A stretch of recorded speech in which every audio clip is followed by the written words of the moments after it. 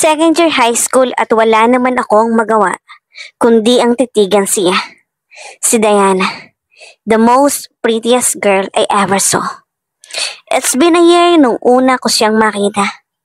Halos hindi ako makapaniwala na totoo pala ang love at first sight. Aminin ko, hindi ako naniniwala sa kasabihang iyon. But the moment I saw her, I fell in love immediately. Nakakatawa pero totoo. Sino ba namang hindi magkakagusto sa isang tulad niya? She's almost perfect. Maganda, matangkad, maputi at mayaman. Well, I don't care if mayaman siya. Hindi sa pagmamayabang, but my family is rich. Kaya wala naman akong hihingin pa. Si Diana na lang, nga talaga ang kulang. Natawa na lamang ako sa mga naiisip ko. Hays, napakaganda niya. Bulong ng isipan ko at hindi ko mapigilan ang mapangiti habang nakatitig sa kanya. Anong iningiti-ngiti mo diyan, Eros? Asar sa akin ni Zio, isa sa mga barkada ko. Tumabi siya sa kinaupan ko at ngumiti na may kung anong iniisip. Masaya ka yata, Eros? Tanong niya. Ha ako? Bakit?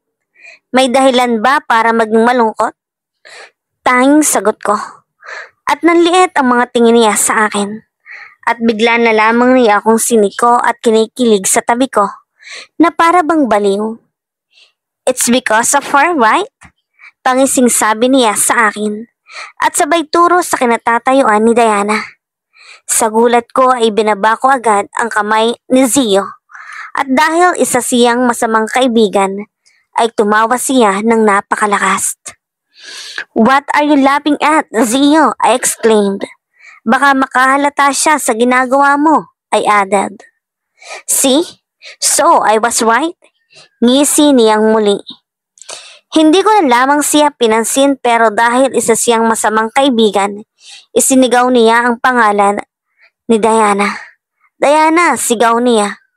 Kaya naman agad-agad akong tinakpan ang bibig niya. Gamit ang mga kamay ko at ramdam ko ang pagpipigil niya sa tawa niya. Bakit ba kita naging kaibigan? Bulong ko. This is awkward.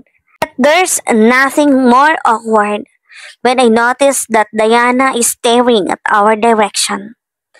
Ramdam ko ang bilis ng pagtibok ng puso ko. Is this real? Nakatitig talaga siya sa akin? Ouch!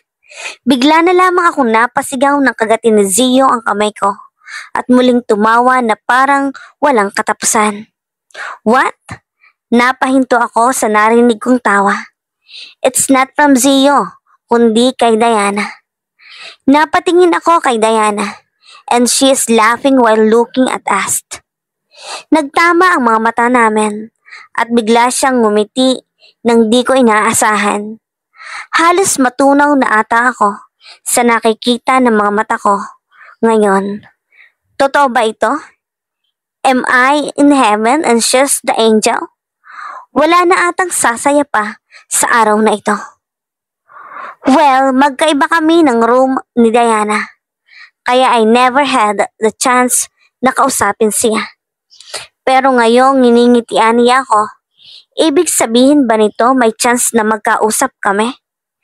Parang gusto kong sumigaw sobrang tuwa sa mga pangyayaring ganito nang bigla na lamang sumulpot si Zio. Hey, in love ka na nga bro. Pangaasar ni Zio at agad naman akong napatingin sa kanya. Shut up bro, sabi ko at nilakihan siya ng mata. And he kept on teasing on me. Napatingin ulit ako sa direksyon ni Diana. But I frowned when I didn't see her.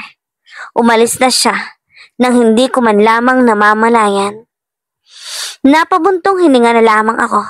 At dahil sa inis ko, hinabol ko si Zio nang walang tigil ng suntok at siya naman ay patuloy lang sa katatawa. Stop it! Awat na bro. He yelled at huminto naman ako agad nang sabihin niya yon. Pagkatapos natawa na lang kami. Pareho. Ganito ata talaga kapag magkaibigan. Ilalaglag ka pero sa bandang huli, tatawanan ninyo na lamang ang lahat. Are you not going to confess, Eros? Napahinto ako dahil si Zia na mapang-asar lang kanina ay biglang nagbago ang aura. He's too serious. Ramdam ko iyon sa mga mata niya kaya naman sinagot ko din siya ng seryoso. Hindi ko alam eh.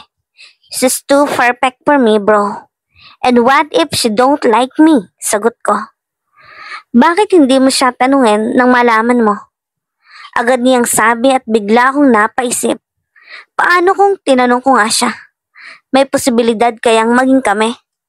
I am screaming in the inside as I try to imagine kung anong magiging itsura kung maging kami nga ni Diana. Halos ma-excite ako sa kaiisip ng mga what-ifs. Nang nag-umpisa na namang muli si Zio sa katatawa. What? I exclaimed and he goes serious. Then laugh out loud again. What a crazy man he is. Look at your face, Eros. Kita kong excitement mo, bro.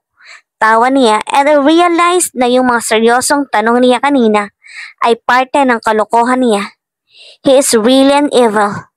Gusto ko na siyang sakalin pero hinayaan ko na lamang siya at agad akong umalis upang pumunta sa room namin. Hey, I'm just joking, he yelled as he ran after me.